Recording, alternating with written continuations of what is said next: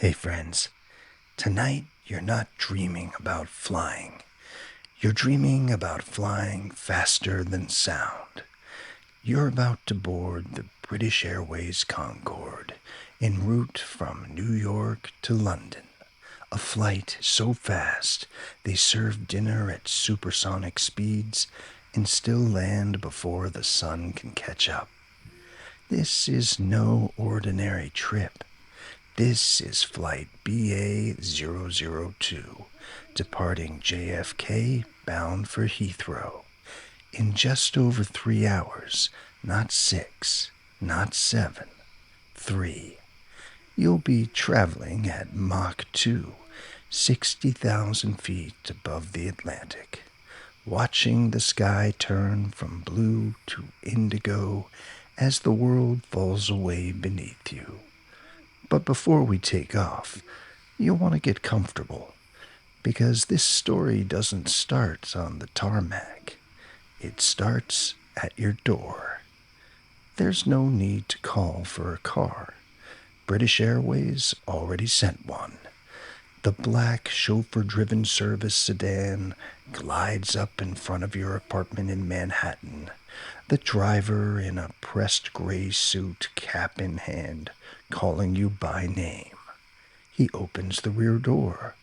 The smell inside is clean leather and something faintly citrus. In your lap, a heavy envelope. Inside, your British Airways Concorde ticket, the embossed logo catching the morning light. There's also a white card labeled Access, British Airways Concorde Room, Terminal 7, JFK. The car merges onto the FDR. The city is waking up around you.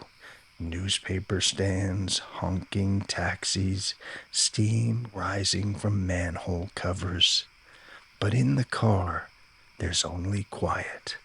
A soft hum under your seat. A knowing glance in the rearview mirror. The signs for JFK Airport come into view. But your car doesn't stop at Terminal 1 or 3 or 5. It veers toward Terminal 7, where a separate entrance, tucked just past the main doors, reads simply, Concorde Departures. No crowds, no security lines, no announcements. You've arrived, just as the future pulls up to meet you. But before you board, let's pause for a moment in 1969. The Concorde you're about to fly represents one of the most ambitious engineering collaborations in history. Two nations, Britain and France, who had spent centuries alternately trading with and fighting each other, decided to build the impossible together. The project actually began in 1962. The goal? Create a passenger aircraft that could fly at twice the speed of sound. Not just once as an experiment, but daily, safely, profitably, elegantly.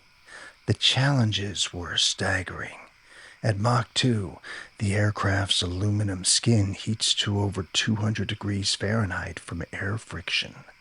The fuel, specially formulated Jet A1, had to remain stable at extreme temperatures.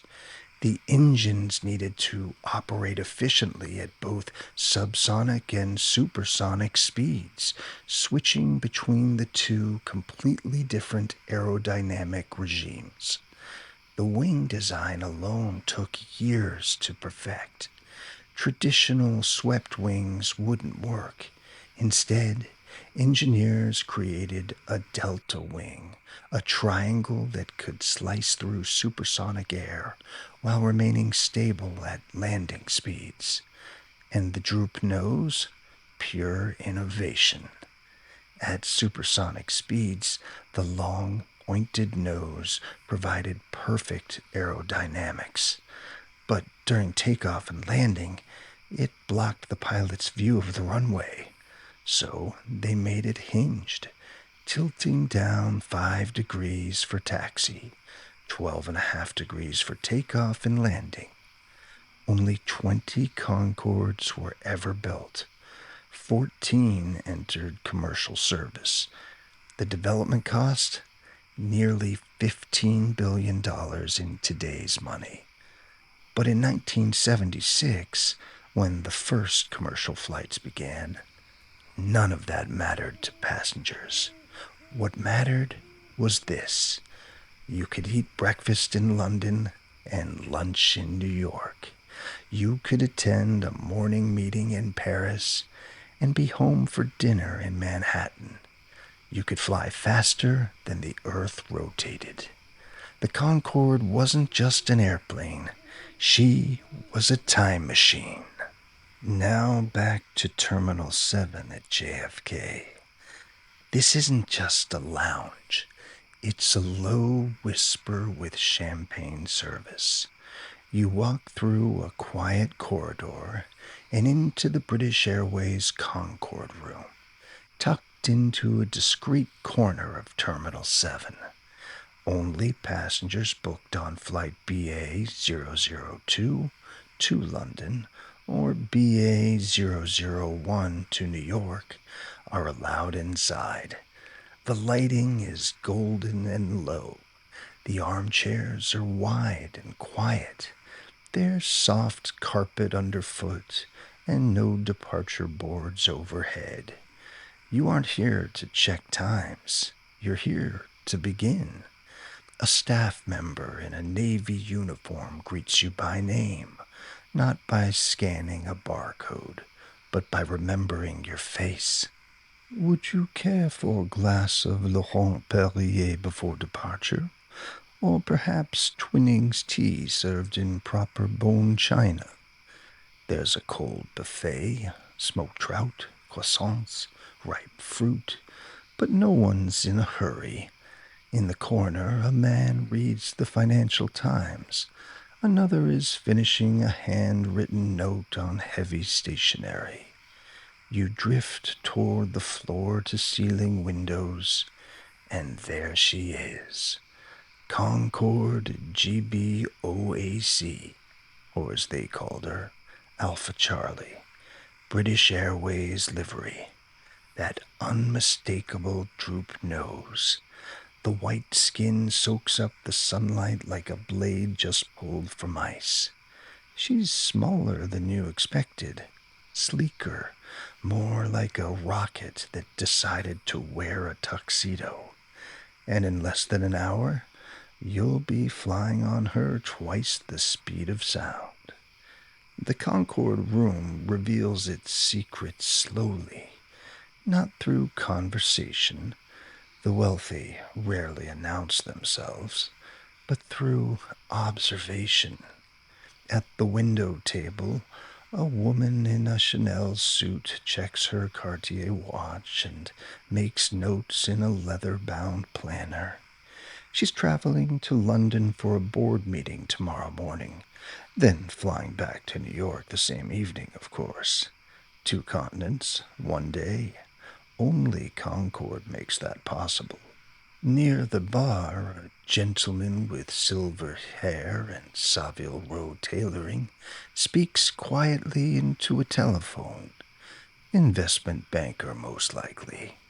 The Concorde passenger list reads like a who's who of transatlantic commerce. CEOs who need to shake hands on deals in person, art dealers shuttling between auction houses, diplomats for whom time zones are merely suggestions. But there are others, too. The couple in the corner, him in a navy blazer, her in pearls, saved for 3 years to afford this flight. Their anniversary gift to themselves. Concorde tickets cost $4,847 round trip in 1980. Nearly $16,000 in today's money. More than some people's cars. But for these 3 hours, they'll touch the edge of space. A famous actress sits alone reading a script, sunglasses indoors, but not from pretension, from privacy. On Concorde, celebrities find anonymity. The cabin is too small for gawking, too refined for autograph hunting. Everyone pretends not to notice. Everyone succeeds. And there, by the champagne service, a technology executive from Silicon Valley. He's flying to London to meet with Sinclair Research about something called personal computers. His colleagues think he's mad to waste money on supersonic travel. But he understands something they don't. In business, arriving first isn't just an advantage. Sometimes it's everything. This is Concorde's passenger manifest in 1980. Titans of industry mixing with titans of imagination. Dealmakers and dreamers. People for whom time is the ultimate luxury and the one thing money can't buy. Unless, of course, you can buy a ticket that outflies time itself. Gate 1A isn't crowded. It isn't loud. It just is. You've passed through a private security checkpoint, so discreet it didn't feel like security at all. Just a nod, a scan, a smile. Now you're walking down a jet bridge that feels shorter than it should, like the plane somehow pulled closer to meet you. At the end of the corridor, the fuselage of Concorde waits, gleaming white, tapered so sharply it feels impossible. The British Airways crest sits just below the flight deck. Above it, the cockpit windows look like narrowed eyes, alert but serene. As you step aboard, you have to duck. There's no wide-body grandeur here. The ceiling is low, the aisle is narrow. But somehow, none of that matters. The flight attendant greets you and guides you to your seat without needing to check a chart. The cabin has just 100 seats, arranged in 2 by 2. One aisle, slim overhead bins, enough for a briefcase or a coat, but not much more. Soft leather seats in navy and cream, gently reclining, wide enough to relax, but close enough to feel intimate, private, almost secret. Your window is small, smaller than any plane you've flown, but it's thick, triple-paned, insulated for a world most humans will never see. You sink into the leather. In front of you, a tray table that folds with a smooth click. Up ahead, on the forward bulkhead, a digital display glows softly. Mach, altitude, outside air temperature. Right now, the Mach meter still reads 0, but not for long. A silver tray appears. Laurent Perrier champagne. Cashews, warmed, of course. The glass is real crystal. The stem, delicate. You tilt it. It catches the light like something older than airplanes. You glance around. Everyone's quiet. It's not boredom. It's awe. Let's pause for a moment and meet the machine. What you're sitting in is a technological marvel, one that still holds the record for the fastest commercial crossing of the Atlantic. 2 hours, 52 minutes, and 59 seconds. The Concorde is a delta-wing supersonic transport, co-developed by Britain and France, powered by 4 Rolls-Royce Snecma Olympus 593 engines, the same basic design that once powered the Avro Vulcan bomber. It doesn't just go fast, it redefines fast. Top speed, Mach 2.04. That's 1,354 miles per hour at cruise. Cruising altitude, 60,000 feet, nearly twice that of a 747. Cabin pressure is maintained at around 6,000 feet, but the temperature outside your window will be minus 70 degrees Fahrenheit. Inside, well, a comfortable 72. At this altitude, you'll fly above the jet stream, above the weather, above turbulence itself. It's not just smoother, it's eerily still. Most commercial aircraft live in the troposphere. You're flying at the edge of the stratosphere. At 60,000 feet, the sky changes color. It's no longer just blue, but indigo, almost violet. And if you lean forward and press your forehead gently to the thick glass, you might notice something no ordinary flight offers. You can make out the curvature of the earth. The Concorde cabin itself isn't roomy, but that's part of the charm. It's all business, but in the most stylish way. Plush leather seats with a winged British Airways crest stitched near the headrest. No seatback screens, no in-flight Wi-Fi, just a simple fold-out tray, a linen napkin, and the buzz of history as you pass through it. And because of the friction of air at supersonic speeds, the Concorde's fuselage actually expands during flight by nearly 10 inches. The crew places thin Teflon strips where the panels meet, so they don't grind as the plane heats and stretches. No other plane ever did this. No other plane ever will. This isn't aviation, it's alchemy. And the people who operate Concorde aren't just airline employees, they're specialists. Every Concorde pilot undergoes months of additional training beyond their commercial license. They learn to manage the transition from subsonic to supersonic flight. They practice engine-out procedures at Mach 2. They memorize the aircraft's unique handling characteristics, how she responds differently at 60,000 feet than at 6,000. Captain Brian Walpole has been flying Concorde for 8 years. Before that, he flew military jets for the RAF. The transition, he says, wasn't about speed, it was about precision. Concorde doesn't forgive sloppy flying. Every input has to be deliberate.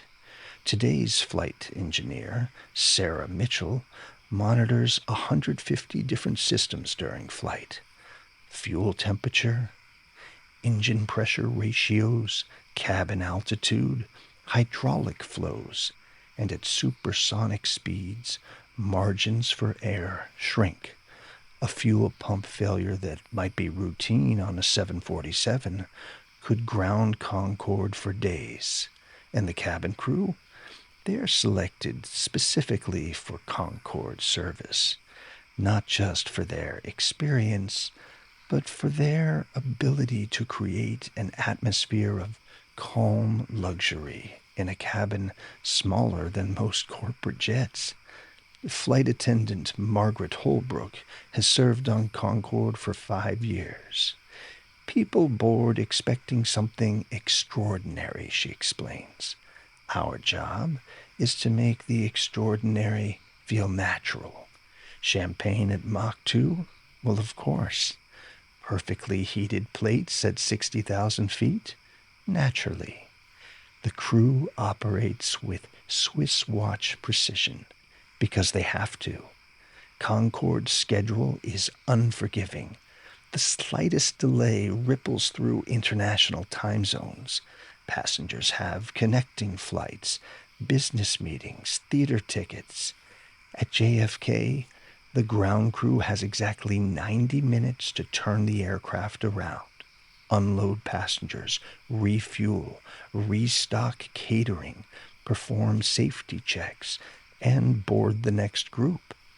It's a ballet performed at supersonic speeds. Now let's get back inside our plane. This isn't a departure, it's an ignition. The captain's voice comes over the speaker, calm, British, and exact. You don't catch every word, just the tone. Something about reaching cruise altitude in under 15 minutes. Your tray is cleared, the glass is taken with a smile, your seatbelt clicks softly into place. You glance at the Mach meter, still 0. Outside your tiny window, you watch the wing, that iconic delta, stretch away from the fuselage like a sharpened blade. The nose is still in its droop position, tilted down to improve pilot visibility during takeoff. It will rise once you're airborne. Everything in this plane was engineered to break the rules, but gently. The engines spool up, but this is no gentle roar. It's a howl, a tightly wound scream from the 4 afterburning turbojets, each capable of 38,050 pounds of thrust. The plane begins to roll, fast, faster, faster still. You're pushed back in your seat, not harshly, but firmly, like a hand guiding you into the sky. The Concorde, it doesn't rise gently. It launches. It uses more runway than a 747, but leaves the ground like a fighter jet that just remembered it's late for something. At rotation, the nose lifts sharply. The aircraft climbs at a steep pitch, far more aggressive than a subsonic jet. The skyline drops away quickly. The clouds are waiting for you, but not for long. You feel a rumble underfoot. That's the afterburners, lit for takeoff, injecting raw fuel into the exhaust stream for added thrust. They're not used during cruise, just for this brief, extraordinary moment. The cabin vibrates. Your champagne glass would have shattered if they'd let you keep it. You now glance at the Mach meter again. 0.3, 0.5, 0.7 and rising. The sound changes as you climb through 40,000 feet. It quiets, not silent, but smoother. There's no more wind buffeting, no shaking, just a soft, high-altitude whir, like a lullaby composed by jet engines and stitched together with gravity. You look out the window. The blue is fading. Up here, things are different. Up here, the world lets go. As Concorde climbs through 50,000 feet, the world below begins to reveal secrets that only astronauts and supersonic passengers ever see. You press your face to the small, thick window and watch the Atlantic Ocean transform from a rippling blue surface into something resembling hammered pewter. At this altitude, individual waves disappear. What remains is texture, the vast breathing pattern of an ocean that covers half the world. Far below, almost impossibly far, you spot the white wake of a cruise ship. From 60,000 feet, it looks like a piece of rice grain trailing a thin line of cream. You wonder, about the passengers down there, eating dinner at regular speed, watching movies that play in real time, living in a world where crossing the Atlantic takes a week instead of 3 hours. Weather systems that would buffet conventional aircraft now spread beneath you like vast, slow-moving sculptures. A storm front stretches across hundreds of miles. From up here, it looks peaceful, almost decorative.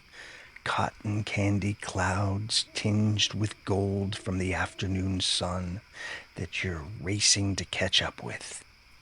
The horizon curves. It actually curves.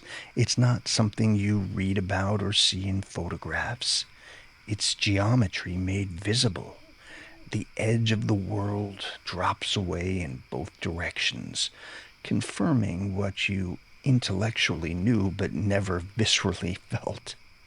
You live on a sphere spinning through space. And the sky is no longer sky.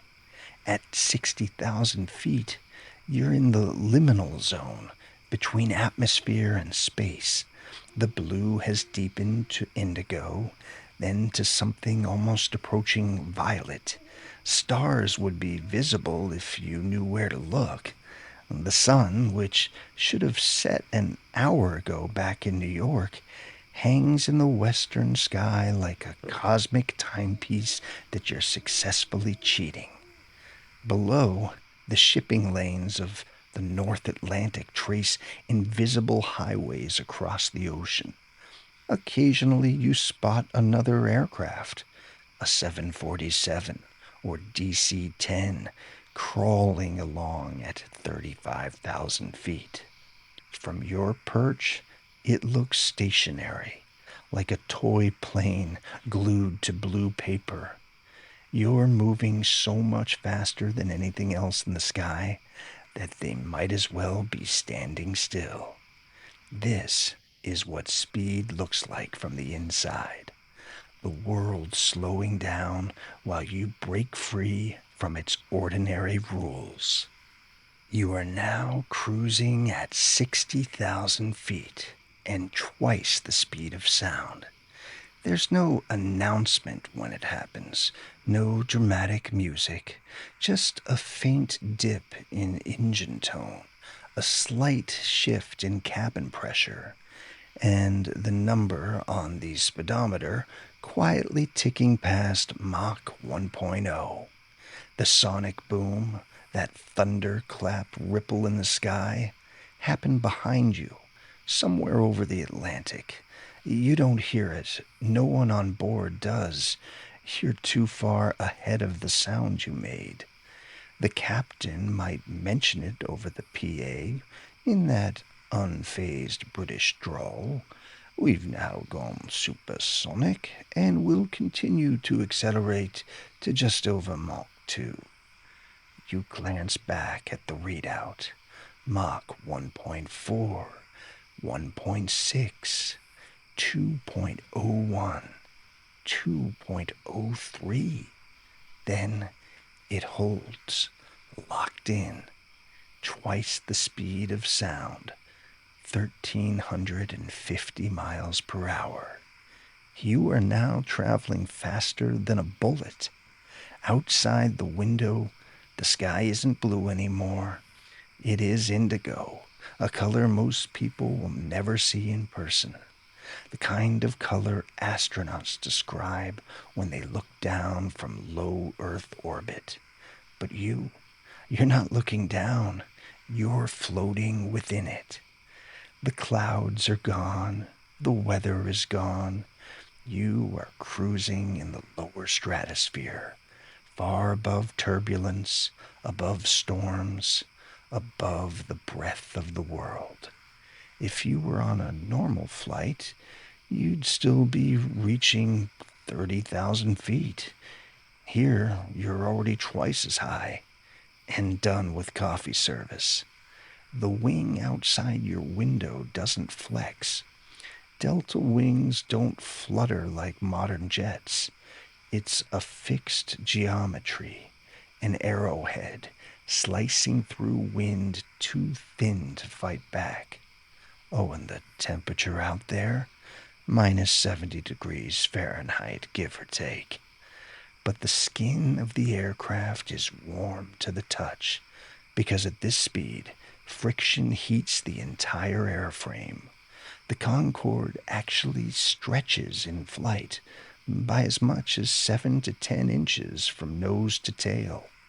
Cabin crews sometimes wedge silver rulers between wall panels before takeoff and retrieve them mid-flight when the gap has closed. You feel none of this.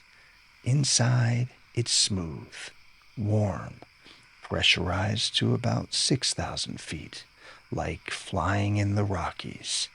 You unbuckle your seatbelt and lean toward the window. From this height, you can see that curvature of the earth. The horizon isn't a flat line. It curves downward at the edges, like the top of a softly rounded lens. Your eyes sting just a little, not from altitude, from the humbling beauty of it all. This isn't first class. This isn't business. This isn't even private jet luxury. This is something else entirely. A liminal zone. Not quite Earth, not quite space. You are between places, between times, between the very hours themselves. The Concorde's cabin remains quiet, but it's a different quiet now, a weightless one. No one rushes, no one clicks seatbelts or opens laptop lids. There are no phones. There is nothing to do, just time condensed into a rare and vanishing stillness. You're not even halfway through your champagne, but you're already halfway across the Atlantic. And the sun, still exactly where it was when you left New York. Because at this speed, you're outrunning the rotation of the Earth itself. Time isn't moving faster. You are. You're now traveling at a speed that defies human intuition. At Mach 2.04, you're moving at 2,180 feet per second. That's faster than most rifle bullets. If you could somehow stick your hand out the window, the air would hit it with the force of a hurricane multiplied by 20. But inside, you barely feel movement at all. This is the paradox of supersonic flight.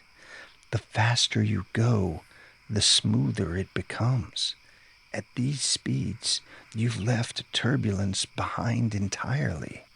You're flying in the stratosphere, where the air is so thin it can barely resist your passage.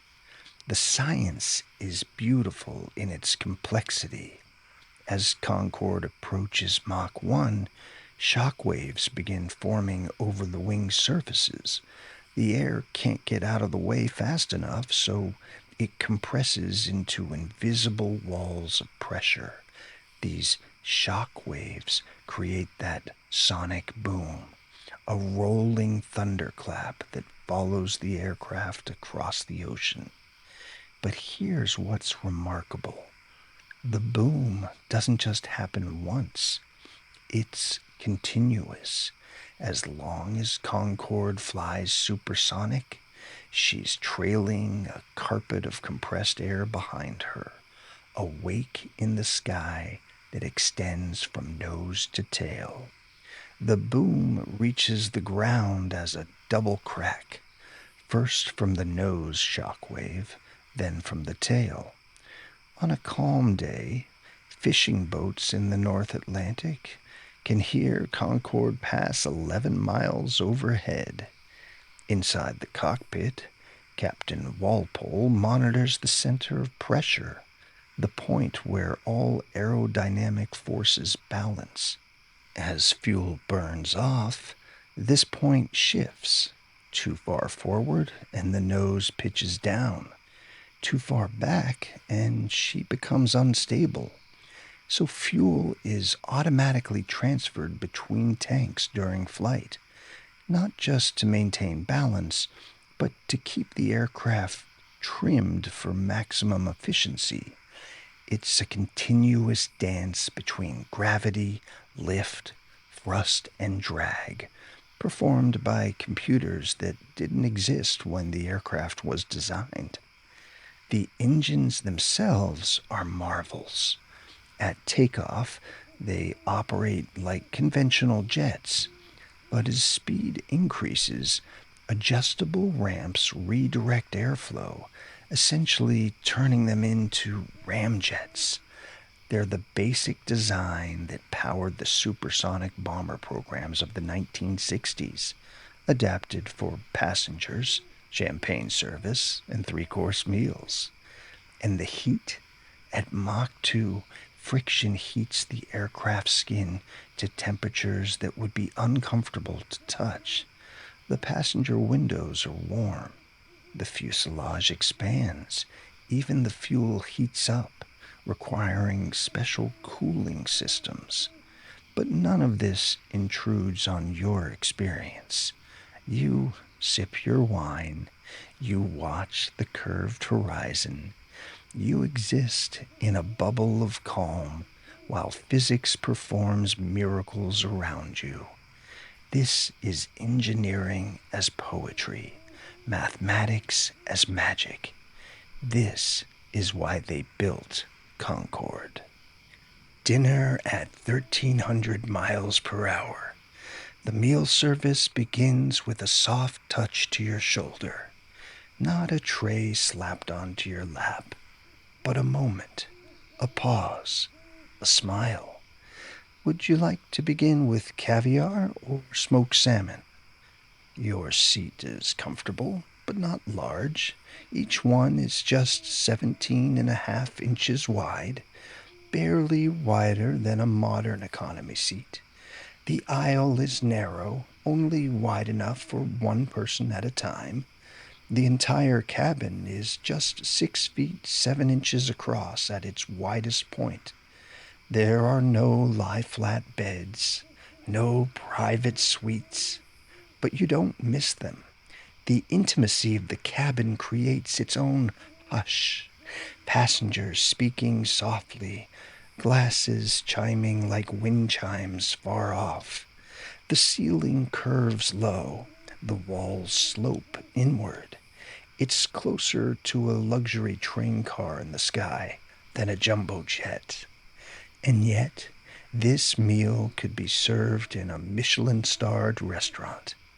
The tray table is lowered and dressed with white linen, a folded napkin, real silver cutlery, fine china from Royal Dalton, stemware that would look more at home in a Mayfair dining room than on an aircraft. You choose the lobster medallions with saffron sauce, or perhaps the fillet of beef served medium rare unless otherwise requested. The options change with the season, but always include a starter, often foie gras, caviar, or smoked trout, a main course with sides, asparagus, potatoes, baby carrots, a cheese course, French brie, Stilton, or aged cheddar, and dessert, fruit tarts, petit four, or chocolate mousse, so light it nearly lifts off. Each course is served individually, not on a plastic tray, on silver carts wheeled through the aisle by flight attendants who seem more like stage performers in pressed navy uniforms. And the wine? Oh, the wine. British Airways took pride in its Concorde wine cellar. Bottles were selected specifically for how they tasted at 60,000 feet, where cabin pressure and altitude dull the senses. You might be offered a 1975 Chateau Aubryon or a Veuve Clicquot La Grande Dame, depending on the day. The bottle is shown, the cork is presented, the pour is done with a careful twist to avoid dripping, even in mild turbulence. You sip, and somehow the bubbles feel sharper, the flavors cleaner, more precise. Even here, Concorde's paradox reveals itself. It's the fastest passenger plane ever built, and yet every moment feels unhurried. The meal service spans about an hour, not because of speed, but because of care. Cabin crew rehearse every part of it, from the pace of service to the angle of lifting the silver cloche from your main dish. You watch as other passengers eat. Everyone pretends this is normal. No one believes it is. And all the while, the speedometer above still reads Mach 2.01. You are 11 miles above the earth, and still the cheese is room temperature, the coffee is fresh, the butter is soft. This isn't just travel. It's what travel wanted to be when it grew up. The meal service is now complete. The cabin has settled into that particular quiet that comes with shared wonder. Conversations at this altitude are different. Hushed, but not from any rule about volume. It's the altitude of awe that keeps voices soft. To your left, a gentleman in a charcoal suit is reading the Financial Times, but you notice he hasn't turned a page in 10 minutes. He keeps glancing out his window at the indigo sky, as if confirming that this is really happening. Across the aisle, a woman in pearls and a navy blazer is writing in a leather journal, not taking notes, writing letters, real correspondence on real paper with a real fountain pen. Later, she'll post them from Heathrow with tomorrow's date. First time? Asks the man beside you. He's perhaps 60, silver hair, quiet smile, British accent, but softened by years of international travel. You nod. Thought so, he says. You keep checking the Mach meter. I did the same thing my first time. Hard to believe we're moving this fast when it feels so peaceful. He introduces himself as Geoffrey, investment banker based in London, but frequently in New York. He's flown Concorde 47 times. Never gets old, he confesses. My wife thinks I'm mad for paying the premium when we could fly overnight and sleep, but this, he gestures toward the window, where the sky has deepened to a shade of purple that has no earthly name. This is time travel. You ask him about the other passengers. Mixture, he says quietly. They're business travelers like myself who need to be two places in one day. Americans flying to London for theater weekends. The occasional celebrity who values privacy over space. And tourists, people who saved for years just to fly Concorde once. He points discreetly toward the front of the cabin. See the woman in 2A? She's a novelist, flies Concorde whenever she finishes a book. Says it helps her transition between worlds. The gentleman with the newspaper has finally turned a page. He catches your eye and nods. It's the subtle acknowledgement of shared experience that happens at 60,000 feet. A flight attendant moves through the aisle with a silver tray of petit four and coffee. She moves with the grace of someone who has served champagne while flying faster than sound hundreds of times, yet still treats each flight as special. Coffee, she asks. The cup is bone china, the spoon is real silver, and the cream is served from a small glass pitcher that would look at home in a Mayfair cafe. Outside, the world continues its rotation, but inside this narrow cabin, time has become negotiable, elastic, personal. Jeffrey checks his watch. We'll be starting descent soon, he says. But until then, he raises his coffee cup in a small toast to being nowhere and everywhere at once. The cabin has gone quiet again, but it's a different kind of quiet. The last plates have been cleared. You're sipping a small glass of brandy, or perhaps it's a double espresso served in a cup barely bigger than a thimble. You hold it carefully, not because of turbulence, but because it feels important, precise, final, like punctuation. You glance at your Mach meter, still above 2.0. You've been supersonic now for nearly an hour, and yet it feels like you only just took off. It's hard to explain the feeling of being nowhere and everywhere at the same time. You're over the ocean, but you can't see it. You're above the clouds, but they're so far beneath you that they might as well be memory foam. You rest your head against the cool wall. There's no seatback screen, no movie playing, just that faint whir of the pressurized air system and the distant whisper of the flight crew preparing for descent. Though it feels impossible that this could end, you think about all the things Concorde isn't. It isn't wide, it isn't quiet, it isn't even particularly comfortable by modern luxury standards, and yet it is more beautiful than anything in the sky. It's more improbable, more elegant in its audacity. It doesn't pamper you with size. It simply invites you to participate in the impossible, to cut the Atlantic in half, to eat dinner in one continent and land before bedtime in another. Your mind drifts, not from boredom, but from altitude.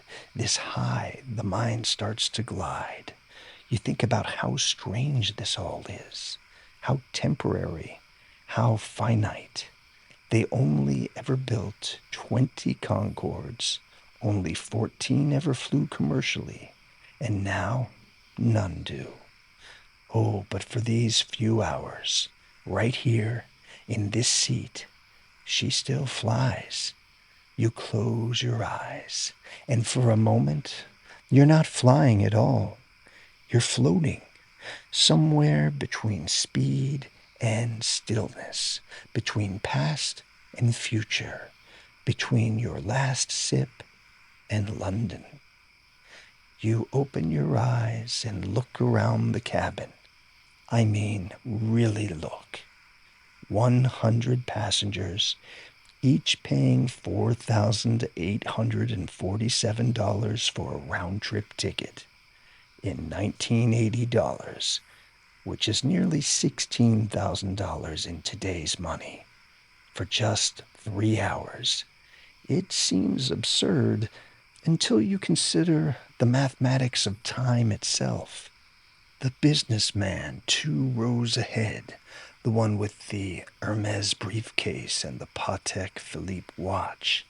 He'll land at Heathrow at 8:47 p.m. local time.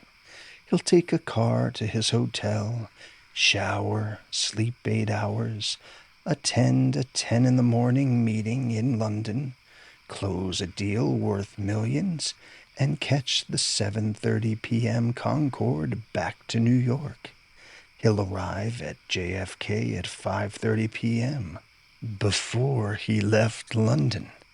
Same day, two continents, multiple time zones conquered. Try doing that on a 747. The ticket price that seems outrageous breaks down differently when you calculate it by the hour. 3 hours versus 8. 5 hours saved. And for some passengers, those 5 hours are worth far more than $5,000. They're worth contracts signed, hands shaken, deals made while competitors are still somewhere over Greenland. The woman in 12B, the one writing letters with the fountain pen, saved for 3 years to afford this flight. A travel agent from Milwaukee who dreamed of flying supersonic since she saw Concorde on the news back in 1976. She doesn't think about cost per hour. She thinks about the impossibility made possible, about sitting in a machine that shouldn't exist, flying at speeds that shouldn't be comfortable, sipping champagne while breaking the sound barrier. For her, $4,847 isn't a ticket price. It's the cost of touching the future. British Airways knows its passengers. They're not selling transportation. They're selling time itself, the ability to exist in two places on the same day, to have breakfast in New York and dinner in London without losing a night's sleep. The economics are brutal and beautiful in equal measure. Concorde burns 6,771 gallons of fuel per hour, more than a 747 uses to cross the entire Atlantic. The maintenance costs are staggering. The route structure is limited to over-water flights to avoid sonic boom complaints. The payload is tiny compared to wide-body jets. By every conventional airline metric, Concorde is a disaster.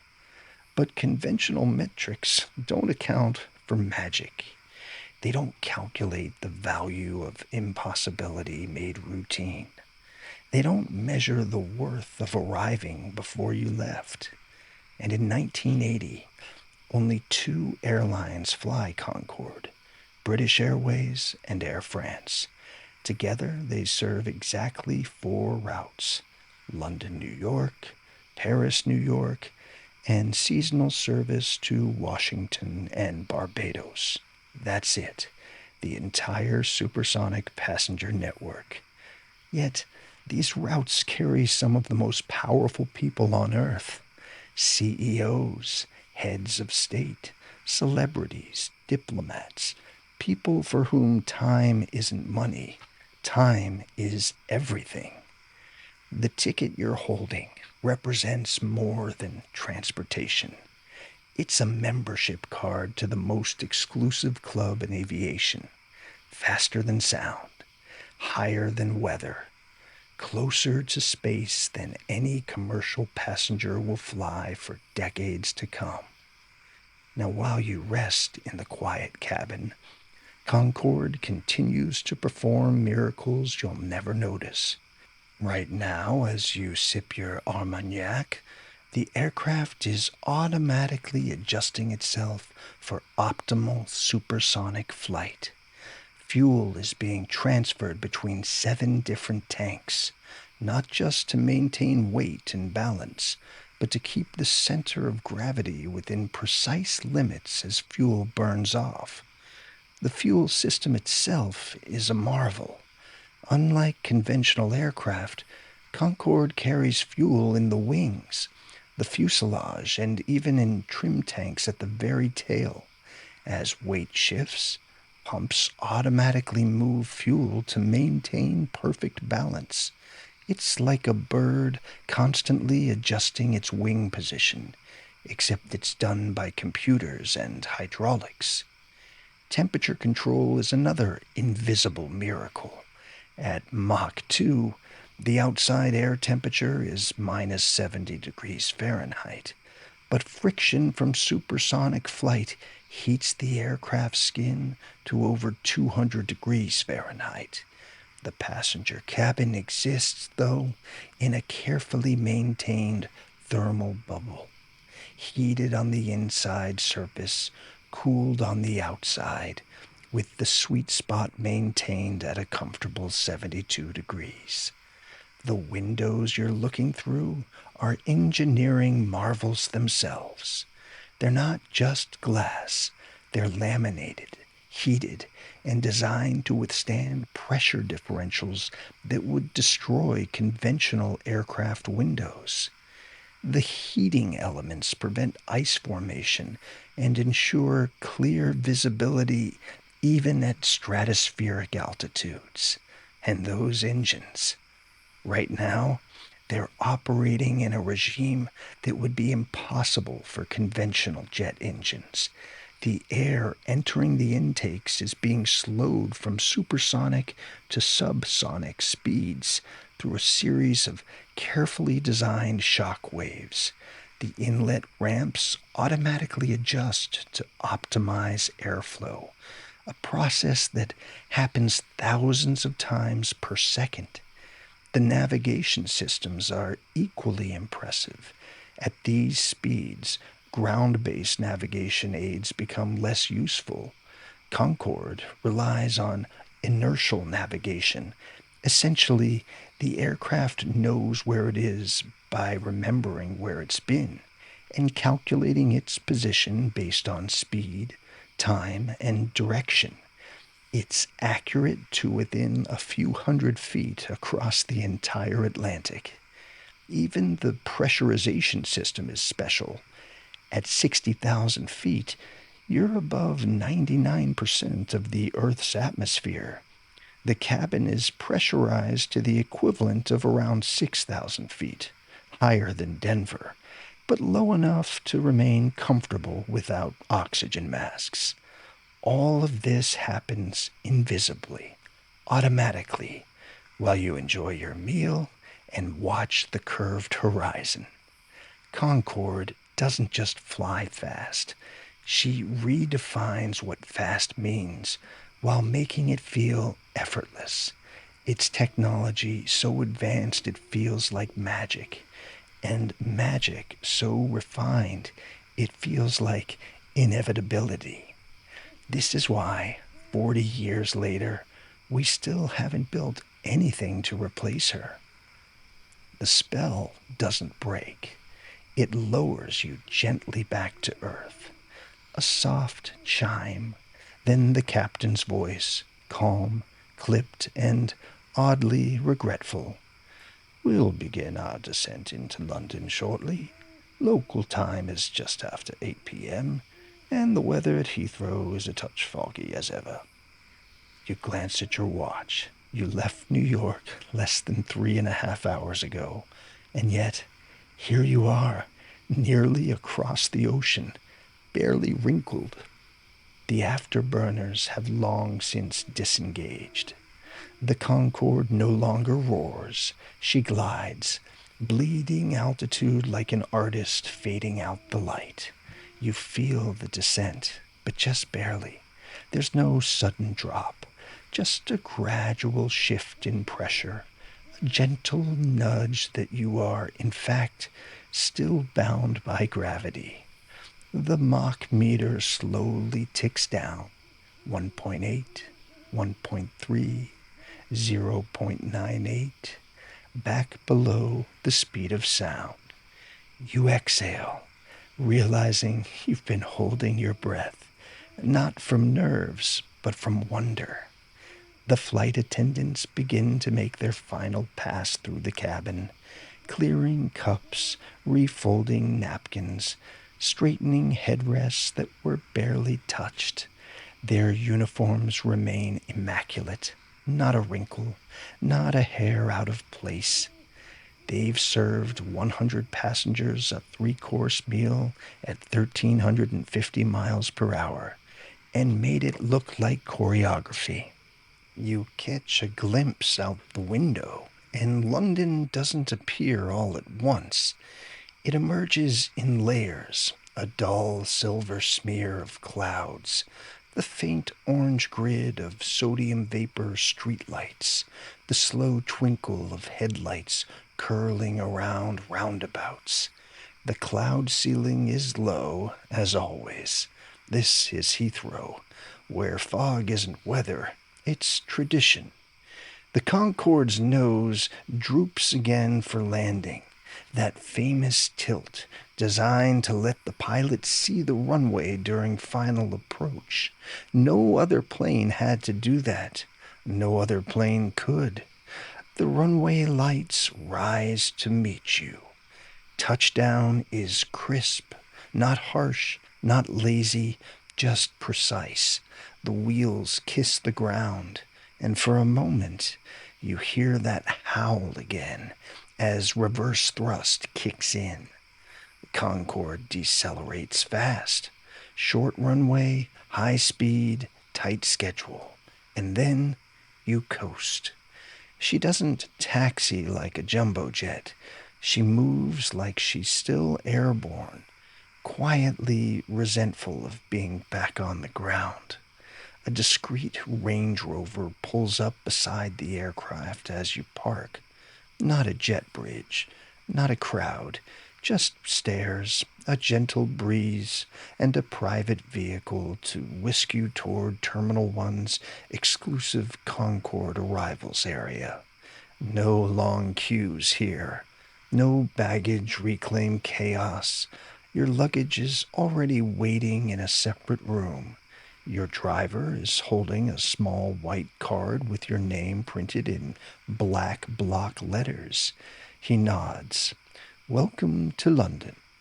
You've crossed the Atlantic in less time than it takes to watch a full movie. You've flown higher and faster than any passenger aircraft before or since. You've outrun time itself and arrived before you left. And somehow, impossibly, it all felt perfectly natural. As Concorde slowed and descended, the spell didn't shatter, it softened. The violet sky faded back toward blue. The Mach meter drifted down. The city lights rose up to meet you. What felt just impossible an hour ago now is inevitable. You've borrowed something from time itself, and now gently you're giving it back. You're off the plane now, but part of you hasn't landed yet. The streets of London drift past the window of your car. Terraced houses, brick walls, fog. The city is alive, but you move through it like a ghost, a supersonic ghost, still tuned to a different frequency. You can't stop thinking about the flight, not because it was fast, but because it was unreal. Concorde didn't just fly. She slipped between minutes. She took a full transatlantic experience and compressed it into elegance. No fluff, no delay, no compromise. You didn't watch a movie, you lived one. And now she's gone. The last Concorde retired in 2003. Grounded forever after decades of flying faster than anyone thought possible. You can still see them on display in museums, frozen in time. But in the air, silent. No roar, no Mach meter, no champagne at ridiculously high altitudes. And yet, on nights like this, if you close your eyes, you can still hear it.